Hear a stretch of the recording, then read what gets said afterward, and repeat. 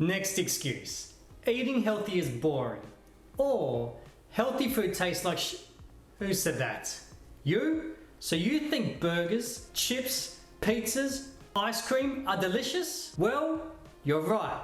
They actually are. I'm not gonna lie. They are delicious. But eating healthy doesn't mean that you can't have these foods ever again.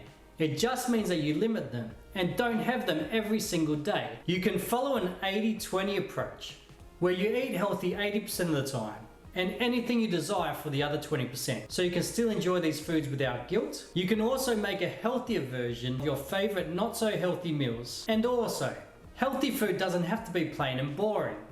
Play around with amazing herbs and spices along with different foods, and you will soon find healthy food doesn't have to be plain and boring at all. So you can say bye-bye to that excuse right now.